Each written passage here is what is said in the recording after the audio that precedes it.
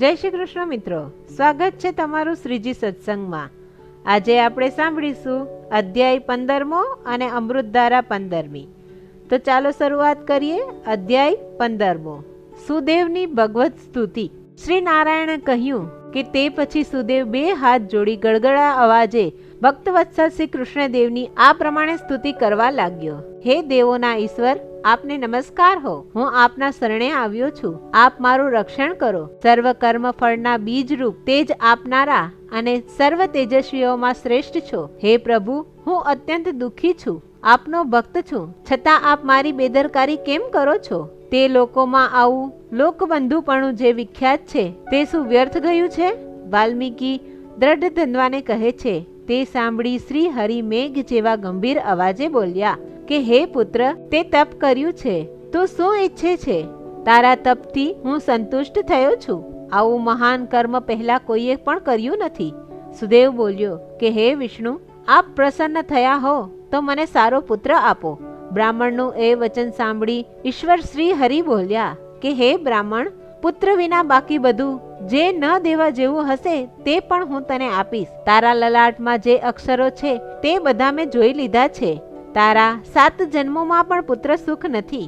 શ્રી હરિનું આવું વજ્ર સમાન કઠોર વચન સાંભળીને બ્રાહ્મણ સુદેવ કપાયેલા મુખવાળા વૃક્ષની પેઠે પૃથ્વી પર પછડાઈ પડ્યો। પોતાના સ્વામીને પુત્રની ઈચ્છાથી બેભાન થયેલો જોઈ પત્ની રડવા લાગી। પછી ધૈર્ય ધારી તે સ્ત્રી પોતાના પતિને કહેવા લાગી। ગૌતમી બોલી કે હે નાથ, ઉઠો, મારું વચન તમે કેમ યાદ કરતા નથી?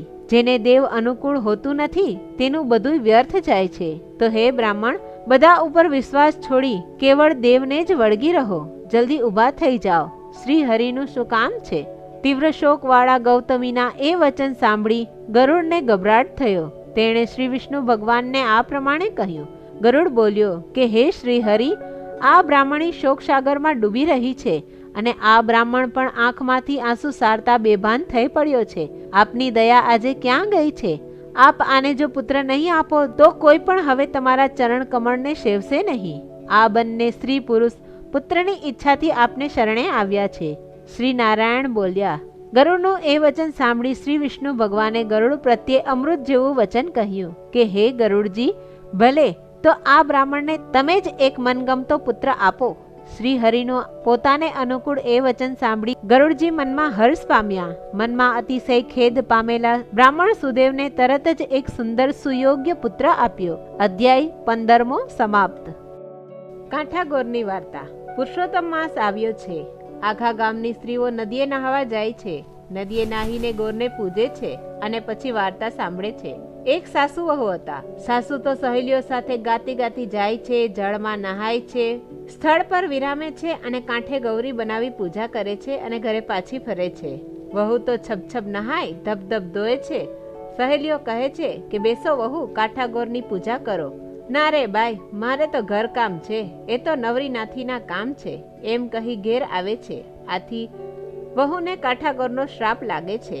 રા રવાડેથી નહીં આવ્યો, દીકરો વાડીએથી નહીં આવ્યો, વહુ પિયરથી ના આવી અને દીકરી સાસરેથી ના આવી। પારણું ઝૂલતું અટકી ગયું, ગમ્મર વલોણું ફરતું બંધ થઈ ગયું। સાસુએ તો સાણા જ્યોતિષને તેડાવ્યા અને પ્રશ્ન પૂછ્યા। બ્રાહ્મણે કહ્યું કે તમારી વહુને કાંઠાગોરનો શ્રાપ લાગ્યો છે। બીજે દહાડે સાસુ વહુને ધૂપ દીપ લીધા, છાબડીએ ફૂલ, દાબડીએ કંકુ લઈ સહેલી સાથે ગાતા ગાતા નદીએ જઈને નાહ્યા છે।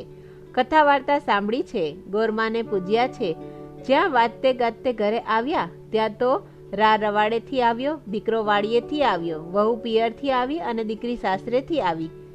ગમ્મર વલોણું ગાજવા લાગ્યું, કપાળે ટીકો, કાંખમાં કીકો, ઝૂલતું પારણું અને ગમ્મર વલોણું, ગોઠણ સમી છાસ, કોણી સમો માખણ, બળબડતી ખીચડી અને સુવાવડી દીકરી થઈ। જેવા કાંઠાગોર માવડી તમે પ્રસન્ન થયા તેવા સૌ પર પ્રસન્ન રહેજો। જય કાંઠાગોર માની। અમૃતધારા 15। દાન ફળની વાર્તા। એક ગામમાં પટેલ પટલાણી તેમના એક દીકરા સાથે રહે। તેઓ ખેતીવાડી કરીને ગુજરાન ચલાવે। બધા આખો દિવસ મહેનત કરે ને રાતના ભજન કીર્તન કરીને સૂઈ જાય। એવામાં પુરુષોત્તમ મહિનો આવ્યો। પટેલ પટલાણીએ વિચાર કર્યો કે આ વખતે ગંગા નદીમાં સ્નાન કરીએ તો અધિક ફળ મળશે। સ્નાનનો મહિમા અપાર છે, તેમાંય પુરુષોત્તમ માસમાં કરેલું સ્નાન મનખા દેહને પાવન કરે છે. પટેલ તો ઘરવખરીના 2 ગાડા ભરીને કુટુંબ કબીલા સાથે ગંગા નહાવા ચાલી નીકળ્યો. પ્રભુનું રટણ કરતા કરતા તેઓ આગળ વધીએ જાય છે. આમ ને આમ તેઓ અડધે રસ્તે આવીને એક ઝાડ નીચે ભાથો ખાવા રોકાયા. આ બાજુ પુરુષોત્તમ ભગવાનને પટેલની ભક્તિનું પારખું લેવાની ઈચ્છા થઈ. તેઓ સંન્યાસીનો વેશ લઈને બધા બેઠા હતા ત્યાં આવ્યા. એટલે કોઈ સંત જાણીને નમસ્કાર કરી પટેલે તેમને ભોજન લેવાનો આગ્રહ કર્યો. તો ભગવાને તેની કસોટી કરવા કહ્યું કે હે ભક્ત, મને જરાય ભૂખ નથી. મારે તો ગંગા સ્નાન કરવા જવું છે. જો તું મને તારા ગાડામાંથી એક ગાડું આપે તો હું તેમાં બેસીને જટ ગંગાએ પહોંચી જાઉં. પટેલે તો કોઈ પણ જાતનો વિચાર કર્યા વગર શુદ્ધ ભાવથી પોતે બેઠો હતો તે ગાડું ઘરવખરી સાથે પેલા સંન્યાસીને સોંપી દીધું અને સંન્યાસીના રૂપમાં આવેલા ભગવાન ગાડામાં બેસીને ચાલી નીકળ્યા. ગાડું ધીમે ધીમે આગળ વધવા માંડ્યું અને જોત જોતામાં એ ગાડું અદૃશ્ય થઈ ગયું. પટેલનું આવું વર્તન જોઈ પટલાણી અને તેનો પુત્ર આશ્ચર્યમાં પડી ગયા. એટલે તેમણે પટેલને પોતાના ગાડામાં બેસી જવા ખૂબ આગ્રહ કર્યો. પરંતુ પટેલે ના કહેવાથી તેઓએ પટેલને સાથે લીધા વગર પોતાનું ગાડું આગળ હંકારી મૂક્યું.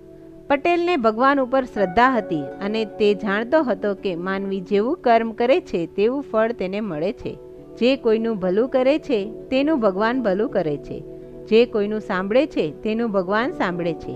તેથી જ તેણે પરગજુપણું દાખવ્યું હતું. પોતાની પત્ની અને પુત્ર જે ગાડામાં બેઠા હતા તે ગાડું ઘણે દૂર નીકળી ગયું હતું. તો પણ પટેલને આશા હતી આગળ જતા તેઓનો મેળાપ થઈ જશે. શ્રદ્ધાળુ પટેલ ભજન કરતો આગળ ચાલી નીકળ્યો. પણ રસ્તો એટલો ઉજ્જળ હતો કે માર્ગમાં જળાશય કે ફળવાળું કોઈ ઝાડ પણ જોવા મળતું નહીં. તે તો ભૂખ્યો અને તરસ્યો 3 દિવસ ચાલતો રહ્યો. ભૂખ તરસનું દુઃખ સી રીતે સહન થઈ શકે? અંતે તે થાકીને એક ઝાડ નીચે બેઠો. એ સાથે જ ઝાડ ઉપરથી એક મોટું ફળ પડ્યું. ફળ તો પીળું અને એટલું મોટું હતું કે ખાવાથી ભૂખ ભાંગી જાય. પરંતુ અજાણ્યું ફળ કેમ ખવાય? એમ વિચારી પટેલે તે ફળ લઈ આગળ ચાલી નીકળ્યો અને કોઈને પૂછીને ફળ ખાવાનું મન સાથે નક્કી કર્યું. રસ્તામાં એક સ્થળે મહાદેવનું મંદિર આવ્યું. તે જોઈ પટેલે વિચાર્યું કે મહાદેવજીને પૂછીને આ ફળ ખાઈશ. એમ વિચારી તેણે મંદિરમાં જઈને શુદ્ધ હૃદયથી મહાદેવની ભક્તિ કરવા માંડી. તો 3જા દિવસની રાતે મહાદેવજી પ્રસન્ન થયા અને તેમની સન્મુખ થઈને બોલ્યા કે હે ભક્ત, તારી ભક્તિથી હું પ્રસન્ન થયો છું, માટે માંગ માંગ, તારે શું જોઈએ છે? પટેલે હાથ જોડીને કહ્યું કે પ્રભુ, આપના દર્શનથી હું પાવન થયો છું. આમ કહી તેણે પેલું ફળ તેમને હાથમાં લઈને બતાવ્યું અને કહ્યું કે હે પ્રભુ, હું 6 દિવસથી ભૂખ્યો છું, પરંતુ આ ફળને હું જાણતો નથી. સાવ અજાણ્યું ફળ છે, એટલે ખાતા ડર લાગે છે. મને આ ફળનું નામ જણાવો, એટલે તેને હું ખાઈ ને મારી ભૂખ શાંત કરી શકું. મહાદેવજી કહે, મને આ ફળના નામની ખબર નથી, માટે આપણે વૈકુંઠમાં પુરુષોત્તમ ભગવાન પાસે જઈએ. તેઓ આ ફળનું નામ બતાવશે. પટેલ તો મહાદેવજી સાથે વૈકુંઠમાં આવ્યા અને પુરુષોત્તમ ભગવાનને પગે પડીને પેલું ફળ બતાવી કહેવા લાગ્યા, પ્રભુ, મારે આ ફળ ખાવું છે, પરંતુ એ અજાણ્યું ફળ છે, એટલે ખાતા ડર લાગે છે. તો મને આ ફળનું નામ કહો. પુરુષોત્તમ પ્રભુ કહે, આ ફળનું નામ છે દાન ફળ. તે પુણ્યશાળીના જ હાથમાં આવે છે અને ખાવાનું પણ તેના ભાગ્યમાં જ હોય છે. તું ખુશીથી ખા, ભાગ્યશાળી જ તેને ખાઈ શકે છે. જે વિચાર કરવા બેસે છે તે રખડી પડે છે. જગતમાં વિશ્વાસ ઉપર જ વ્યવહાર ચાલે છે. પટેલ તો રાજીના રેડ થઈ ગયો. તેણે ફળ ખાધું તેવો જ ચમત્કાર થયો.